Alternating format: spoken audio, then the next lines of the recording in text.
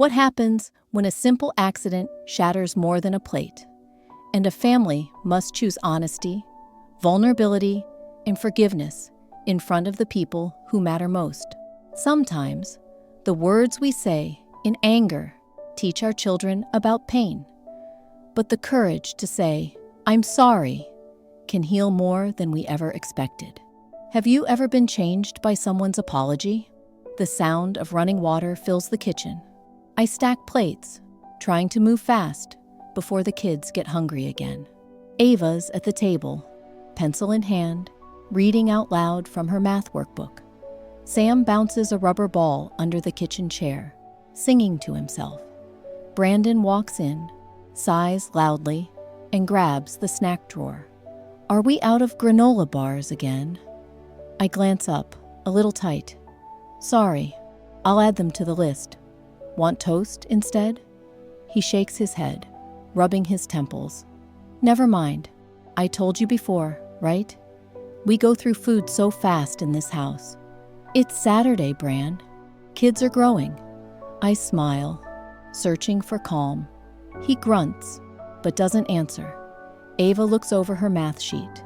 Mom, can you help me with this fraction? Sure, honey. Give me a second. I reach for a towel, turning back to the dishes, still listening to Sam's off-key humming. My hand slips on a plate as I dry it, and it tumbles. There's a sharp crash. Pieces bounce and scatter across the tile. For a moment, the world stops. Ava gasps. Sam's ball rolls under the table. I stare at the mess, my heart racing. Brandon explodes, voice sharp and loud. Great, Melissa. Really? That's the good plate. You never pay attention. I flinch, barely moving. It was an accident. I'm sorry. He glares at me, voice rising. You're always sorry. Do you have any idea how much work it is to keep things together around here? Maybe just slow down sometime. Ava's eyes go wide. She hugs her arms to her chest. Sam backs away, silent. My cheeks burn as I kneel down, picking up the broken pieces, hands shaking. Brandon groans. Every Saturday, something always goes wrong. He storms out of the kitchen, door creaking as it swings behind him. I hear Ava whisper to Sam, "It's just a plate," but her voice barely travels. I try to steady my breathing, collecting the sharpest pieces and dropping them into the trash. The sink runs cold, but my hands shake harder. Why does it hurt this much? It's just a plate. But the words he used, his anger, that's what really broke in me. Ava moves beside me, quiet. She nudges her homework closer. Mom, are you okay? My voice is small. Yeah, I'm fine. Don't worry about it, sweetheart. She nods, but I see doubt on her face. Sam peeks around her legs, eyes wide. I sweep the last bits from the floor. The kitchen feels colder, somehow. Sunlight seems dim. Even the old cat stops purring on the rug. I close the trash lid. Everything inside me just aches. From the hallway, Brandon's footsteps echo. The house is silent. Nobody talks or laughs. Ava picks up her pencil, but she isn't writing. Sam wipes his eyes with the back of his hand. I grip the counter, holding back tears. I want to fix everything, but I don't know how with just an apology. That broken plate? I know it wasn't special, but the pieces, all scattered like this, feel too familiar right now. In that quiet, I wish someone would reach out, just hold me for a minute. Instead, everyone's on edge, careful with every move. The day keeps going. The house is cleaned, but nothing's quite put back together. The pieces rattle in the trash can as I drop them in, one by one. I wipe my eyes quickly with the back of my sleeve, forcing my face to stay still, calm. The last thing I want is for my kids to see me cry. Behind me, the door to the garage slams. Brandon's gone without a word. The silence he leaves behind feels loud. The kitchen smells like toast and dish soap. Everything looks normal. but nothing feels right. Ava walks in, holding her math paper against her chest. "Mom," I turn to her, trying to fix my face. "Yeah, sweetie. Was Dad mad because of the plate?" I swallow hard, then nod a little. "It was just a loud noise, that's all. Everything's okay." Sam clings to her side, looking up at me. "Are you okay?" "I'm fine." I say it quickly, too quickly. "Let's finish your homework, okay?" They nod, but I can see it. They don't believe me. As they walk away, I rest my hands on the counter, breathing slow. The hum of the refrigerator, the ticking stove timer, they feel too sharp. I close my eyes, and suddenly, just for a second, I'm somewhere else. We're eating dinner. All four of us sat around the table. The kids are laughing so hard, they almost fall out of their chairs.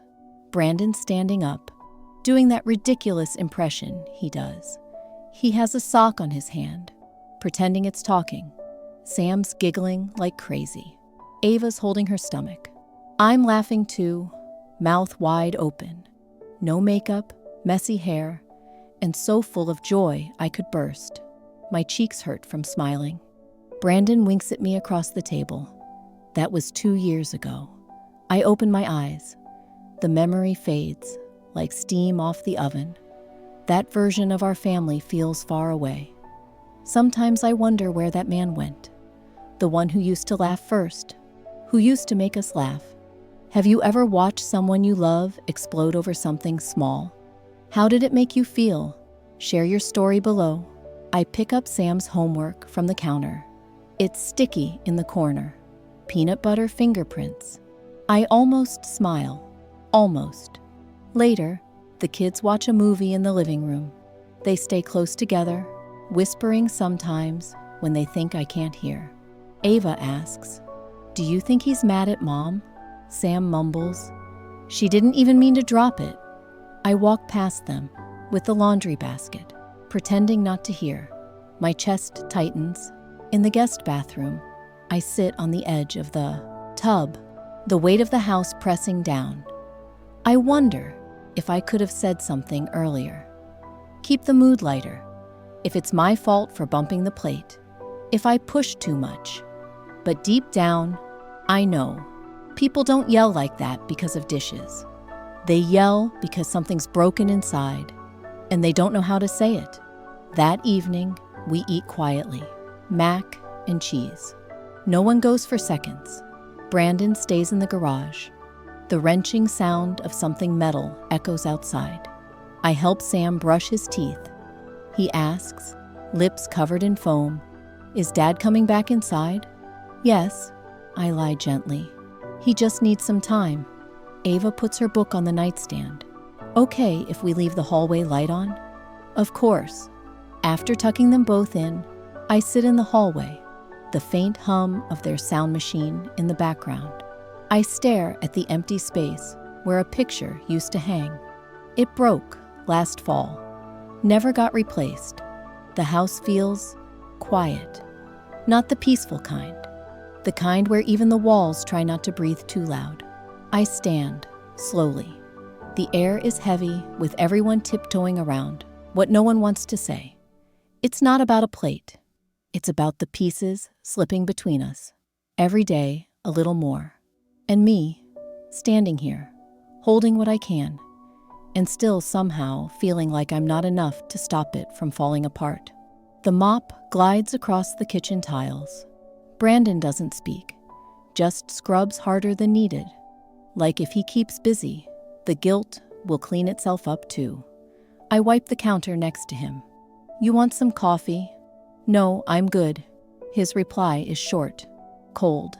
Ava peeks in from the hallway, then turns back to her room.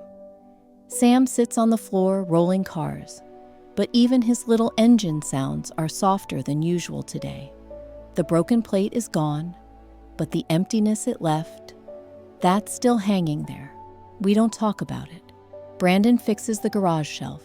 He sweeps the porch. He reorganizes the toolbox. All of it is quiet. I know that's how he says, "I messed up." But silence isn't an apology, and I'm tired of waiting to be seen. I slip outside, needing air. Tara sees me from next door and waves. She walks over, carrying a cup in each hand. "Hey," she says gently, handing me one. "You look tight." I give her a tight smile. It's been a long day. Brandon still in his avoid everything phase? I nod. He yelled, in front of the kids, over a plate. He hasn't said anything since. Tara frowns. I've been there. That kind of silence cuts almost worse than the yelling. I sip my drink, hands wrapped tightly around the cup. I don't want to keep walking on eggshells. "Then don't," she says, firm, but kind. "Say how you feel. You always protect everyone else. Maybe it's time to protect yourself, too." I look down at the steps beneath me. What if it just makes things worse? She shrugs. Or maybe it wakes him up. Either way, is this silence what you want to live with?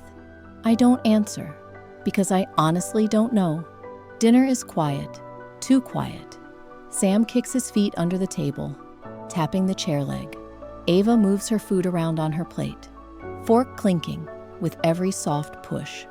I glance at Brandon, still watching his plate. No one mentions the missing plate from the cabinet. That small, empty spot stares at me, like it knows what we're all avoiding. I clear my throat. "Is everyone okay with mac and cheese tonight?" "Yeah," Ava mumbles. "Good," Sam says, picking out the crusty edges. "It's still hot." Brandon finally looks up, but says nothing. Not, "Thank you," not "Sorry," just silence. I chew slowly, the fake normal between us. It's louder than anything else. I look at the wall again. The missing plate used to be a part of the set we got as a wedding gift. I kept that one near the middle, our nice plate for Sunday dinners. Now that spot's empty, and it feels exactly like how I feel inside right now. Like something's missing, and no one wants to admit it.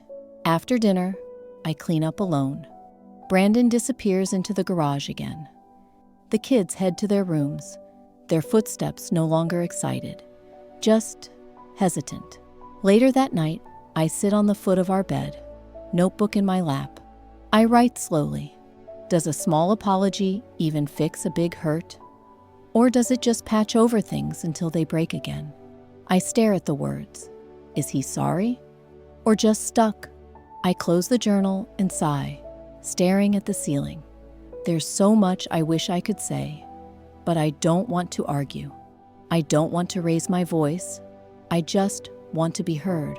I want the man who used to listen, and I want him to see that just because I'm quiet doesn't mean I'm okay. I turn off the lamp, but sleep doesn't come. Just that same silence, sitting heavy between us. Papers crinkle across the kitchen table. Ava flips her math sheet over, frustrated. Sam taps his pencil like a drum, chewing on his bottom lip. I glance at the clock. Dinner time's creeping closer, but the homework still isn't done. Brandon sets his toolbox down, just a little too hard. Okay, what's going on here? Why are we still on the same page? Ava stiffens. It's hard, okay? I don't get number 5. You've been sitting here for 30 minutes, he snaps. If you'd just focus instead of whining, you'd be done by now. Ava slams her pencil down. I'm not whining. Enough, Brandon says, raising his voice. I've had it. Just do the work. The sharpness in his tone hits hard. Sam flinches. His face crumples. Daddy, please don't yell. He starts to cry, shoulders shaking, body going small. My stomach turns. Ava throws her hands up. See, you always do this. You scare him. Brandon's jaw tightens. His face falls for half a second. But then he grabs the back of a chair and steps away. I can't do this tonight, he mutters, breathing shallowly. He walks out, door slamming behind him. Silence. Just the sound of Sam crying and Ava breathing heavily, arms crossed tight. I crouch beside Sam, running my hand slowly over his back. "You're okay. I'm here, baby." Ava stands, angry tears in her eyes. He doesn't even see what he does. I reach for her hand. She pulls it gently away. I watch them, my kids, one trembling, one retreating, both needing safety, needing something they didn't get. And suddenly, I'm not just here, I'm somewhere else, back in my childhood kitchen, my father's voice booming, that sharp, unpredictable anger, the way Mom would drop her eyes, so calm on the outside, like she didn't feel it too. And me, frozen, always nervous, always trying not to breathe too loud. Back then, we never said anything. We just got quiet and called it peace. But my peace was fear. And I swore I'd never bring that into my own home. Now here I am. My kids are looking at me, waiting for me to set the tone, hoping I'll make it better. Would you forgive someone who hurt you in front of your children? Have you ever felt torn between keeping peace and speaking up? I cook dinner in silence. The kids eat quietly and clear their plates without a word. When I tuck them in, Ava whispers, "Mom." "Yes, sweetheart. Are you going to talk to him?" I pause. "Yes, I am." She nods.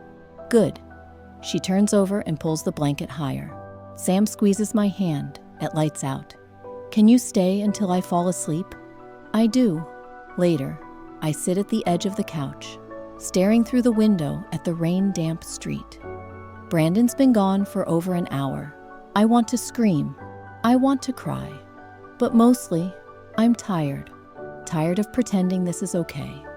Tired of waiting for him to come around. When the garage door finally creaks open, I don't get up. I don't rehearse my words. I just wait, because it's time. Not for yelling, not for blame, but for truth. And I won't be quiet anymore. The garage is dim, the smell of old paint and motor oil hanging in the air. There's a single bulb overhead, flickering just enough to make everything feel colder. Brandon sits on an old folding chair, elbows on his knees, staring at the cement floor, like the answers might be hidden in a crack. I push the door open gently. The hinges creak. He glances up, then back down. "Didn't expect you out here." I step inside, arms folded without meaning to. "We need to talk, Brandon." He nods but doesn't speak. I take a breath. My voice comes out smaller than I want, but steady. "You scared them today. Ava stood up to you, but Sam, he cried, he shook, his jaw tenses." "I know. And what about me?" I whisper. "Do you know how it felt to be spoken to like that? Twice in a week. Like I'm just someone in your way." His head drops lower. "I do," he mutters. "I know I've been awful." The light above us buzzes and blinks. I step closer. "Then talk to me." He runs a hand through his hair, jaw clenched. "I don't know where to start." "Try," I say softly. "I've been feeling like I'm failing at everything." He begins. "Work's been insane. Bills keep stacking, and every time I think I've got my head straight, something else hits, and I snap." I stay silent, letting him feel it. "I see you handling everything at home. Meals, laundry, school notes, bedtime stories. I feel useless. Then something dumb happens, like a broken plate or a math problem, and I just break too." I sit on the edge of the old workbench. "That doesn't give you the right to hurt everyone walking past your fuse." He nods. "It doesn't. I know. And it scares me." I blink. "What scares you?" He looks up, finally meeting my eyes. Being the man my father was. I always promised myself I'd never yell like him, never be cold like him. But today, when Sam started crying, his voice cracks. I saw his face, and it was like looking at my younger self. Afraid, alone. That hits deep. I swallow thickly. "You're not him, but your actions, they're heading down the same road." Brandon closes his eyes. I didn't mean for it to get this far. I know, but it has, and we can't go on like this. My voice shakes. This family can't stay quiet to keep the peace. He looks at the floor again, ashamed. What do I do? Start by apologizing, not just to me, to them. He exhales. They won't trust me. They will, I whisper. If you mean it, if you show them. The garage hums with silence again. The light flickering once more. On, off, then back on. He squeezes his hands together. I don't want to break us. Then help fix us. I get up, walk over, and place my hand lightly on his shoulder. We just stay like that for a moment. Not everything's fixed, nothing's perfect. But this is something. The bulb crackles once more. Still flickering, but hanging on. And maybe, so are we. The smell of pancakes fills the kitchen, but the air is thick and quiet. No cartoons play in the background. No bouncing footsteps. Just the sound of forks stacking and the soft clatter of a pan on the stove. I flip one last pancake, trying to hold my hand steady. Brandon sits at the table, eyes on his coffee. Ava doodles on her napkin. Sam fidgets with the edge of his chair cushion. Everyone feels it. The waiting. Brandon clears his throat. The room stills. I owe you all something. Actually, a lot of things. He begins. His voice is low, but clear. First, to your mom. I look up, surprised. The kids freeze. I was wrong, Melissa. There's no excuse for the way I've talked to you, especially in front of the kids. I let my stress push me into someone I don't want to be, he says, looking at me. You didn't deserve that. My heart beats a little faster. I nod, once, but stay quiet. He turns slowly to Ava and Sam. And to you, both, I'm sorry. I shouldn't raise my voice like that.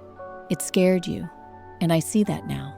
And I hate that I made either of you feel small. Sam's eyes widened. He walks over and hugs Brandon tightly around the waist. I love you, Daddy. Brandon wraps his arms around him, squeezing gently. I love you too, buddy. I'm going to do better. You'll see. Ava looks down, wipes her cheek with her sleeve. You scared me too, but I'm glad you said sorry. Brandon leans closer to her. I really mean it, Ava. And thank you for saying what you felt. That was brave. She nods slowly, and for the first time in days, she gives him a small smile. I bring the pancakes over, setting them down on the table. There's a different kind of warmth here now. Not just food, not just routine. Something is softening. After breakfast, Brandon walks to the drawer, pulls out something wrapped in a paper towel, and unfolds it carefully on the table. It's the biggest piece of the broken plate, cleaned and safe. I was going to throw it out, he says, holding it up, but I changed my mind. He grabs a piece of bright yellow construction paper from the drawer. Ava watches him curiously. He glues the broken piece down in the center, gently pressing the edges into place. Sam tilts his head. What's it for? It's us, Brandon says. Not perfect, but healing. I thought it should go in the fridge. We all pause, watching him tape it up. And something about it, so simple and so honest, hits harder than anything else. A broken thing, still visible, but now part of something new. Sam claps. I like it. Ava stands beside him, squinting at the paper. We should add our names. So we do, all four of us. Ava writes in swirls. Sam's letters are crooked. Mine is neat. Brandon's is strong and simple. Our pieces, together. Then, without meaning to, one of us laughs. Something about how lopsided Brandon made the pancake stack. It's not even a good joke. But Sam giggles, then Ava, and suddenly the kitchen fills with the sound we've all missed. Laughter. Not forced, not polite, real. Brandon wraps his arm around my shoulder. Thank you, he says softly. I lean into him. We're getting there. For the first time in what feels like forever. Breakfast isn't just a meal. It's a moment we'll remember. Not because it erased the hurt, but because it started the healing. The morning light fills the kitchen, soft and steady. I'm sipping tea while Brandon makes breakfast, humming quietly as he flips eggs. The house feels different, not perfect, but lighter, like a weight has lifted just a bit. Brandon glances back at me, his eyes calm. I've been working on not letting stress get the best of me. I nod, a small smile tugging my lips. And I've started taking walks after the kids go to bed. It helps clear my head. Tyler runs in, grabbing both our hands, bouncing between us. Mom, Dad, can we start our new thing today? Brandon raises an eyebrow. What new thing?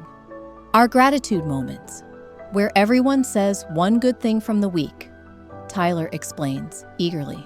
Sounds like a plan, Brandon says, pouring juice into cups. I'm in. That Sunday afternoon, Tara arrives holding a casserole and a book. Hey, you two, she says, with a warm smile. I thought you could use some food and a little advice. We laugh softly as she sets the food down. After dinner, she pulls out the book, flipping it open to a marked page. It's about breaking cycles, Tara explains gently. How anger gets passed down without us even realizing. But love and honesty, they can break it too. I listen, nodding. Brandon squeezes my hand under the table. Later, we sit in the living room circle, Ava and Sam included, for the first time. Ava smiles shyly. I'm thankful for my new notebook. School's fun. Sam grins. I'm happy I scored a goal this week. Brandon shares quietly. I'm thankful for you all, and for learning how to listen better. I add, I'm grateful for this family, flaws and all, and for this fresh start.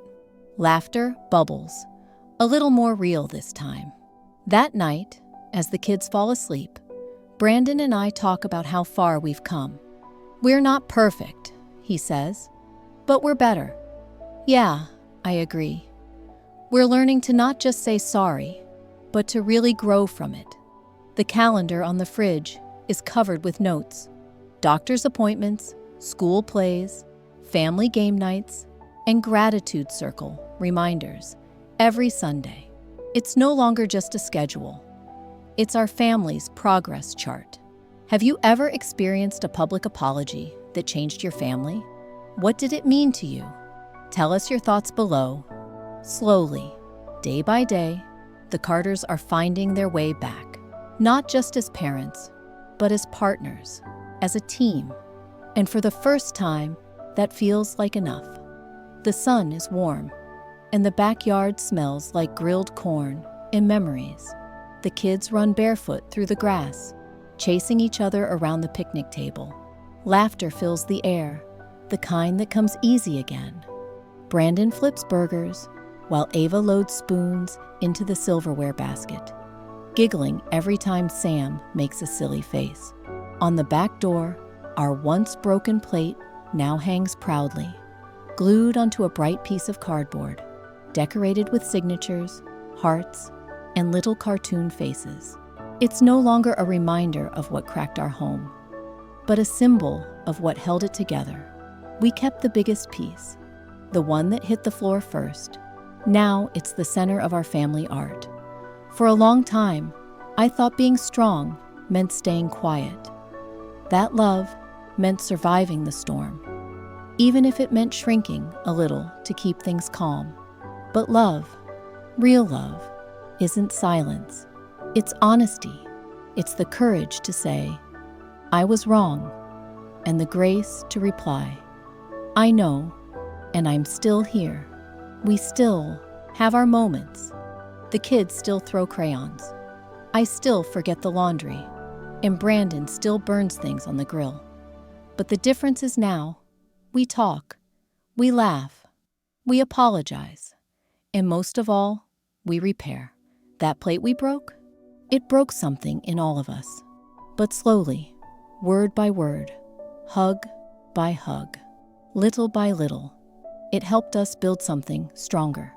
So, if you're holding pieces today, if your family feels like it's in that in-between space where things hurt, but no one's talking, please listen to me. Don't stay in the silence. Say the thing. Ask for what you need. Apologize when it's time, because healing isn't about pretending something didn't happen. It's about saying, it did happen, and we're still choosing each other. So many of us were raised to keep it inside, to believe that love came with quiet suffering. But here's what I've learned. Kindness is louder than control, and forgiveness is stronger than fear. You don't need a perfect family. You just need a willing one. We all have cracks, but cracks can let in light. And if you're willing to do the work, bit by bit, day by day, that light turns into something beautiful, like ours did. And that old plate on the fridge, it's staying right where it is, not as a reminder of what went wrong, but proof that we made it right. If this story reminded you of your own family journey, big emotions, broken moments, and the healing that follows, tell us in the comments. Have you ever had to repair trust with someone you love? What helped you heal? If this touched your heart, please like, share, and subscribe for more real-life stories about growth, love, and second chances. And if someone in your life needs this reminder, send it to them. Sometimes, all it takes is one honest moment to start again.